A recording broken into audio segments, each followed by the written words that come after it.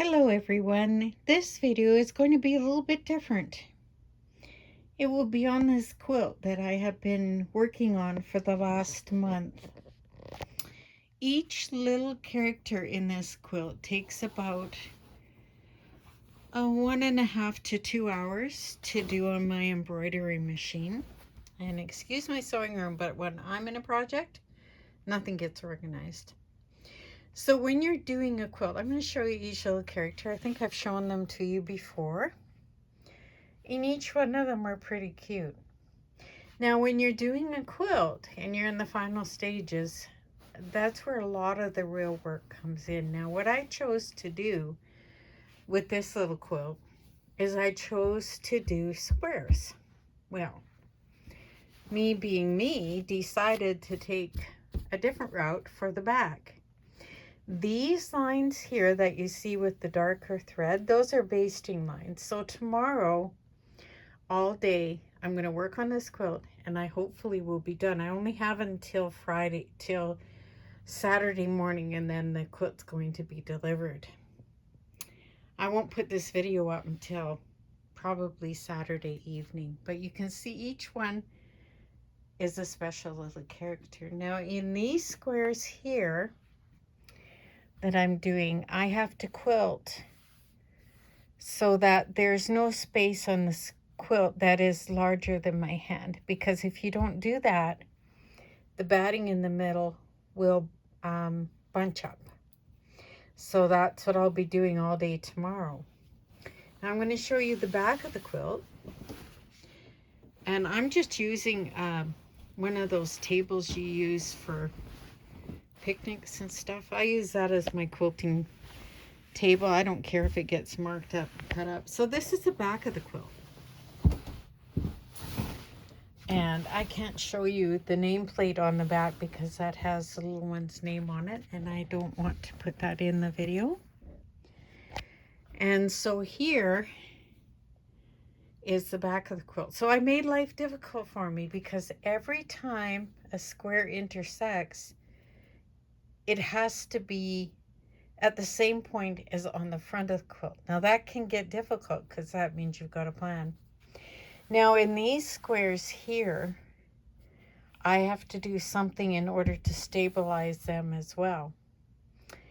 When you see the finished product, so what that means, I'm being disorganized here, I know, but I've been working on it almost all day. So that means when I come to each one of these squares, I'm going to do a decorative line, and I think I'll do hearts all the way around, and then I have to do the same down here.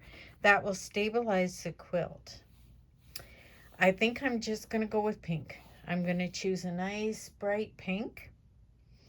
And like I said, I would show you my sewing room right now, but it's a disaster.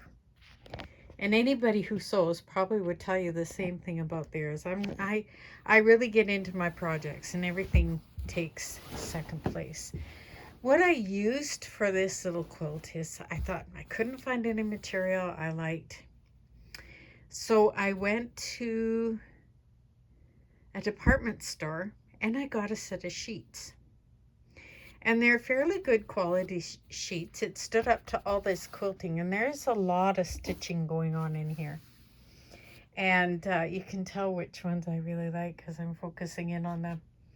And so I took the sheet and I cut it into squares. Like each one of these is a separate, I guess not squares, rectangles. So when I come back tomorrow, hopefully you will see the finished product. It's going to be an all-day job. So when you're finishing a quilt, there has to be binding, and binding is the outer edge. Now I was going to go with a kind of a little satin binding, but I've decided not to, and I'm going to make my own binding out of what is left from the sheets. And I think that's, so a binding basically finishes off your edge, kind of looks like that. So tomorrow I will be spending my whole day in front of my machine doing the finishing off with the quilt, and it's really cozy and soft, so mom and baby can wrap up in it. And like I said, I can't show you the nameplate. I do put their name on in the back, but I don't like to show you that because I don't want to. Well, maybe I can hide her name. I don't want to show the baby's name, but I can show you partially what it will look like. So on the back of each quilt, I put the baby's name. I put the date they were born and how much they weighed. And sometimes I'll put more information. So I blocked out the baby's name because I don't want to put that in my video. And this is what I will do on the back of the quilt. So on the back rectangle, I'll put the weight of the baby, the date they were born, and what time they were born. And then on this one here, I've also done some decorative little flowers. I have these things made up, and in the future I think I'm going to get some more made up with washing instructions for the quilts, and it just tells who made the quilt.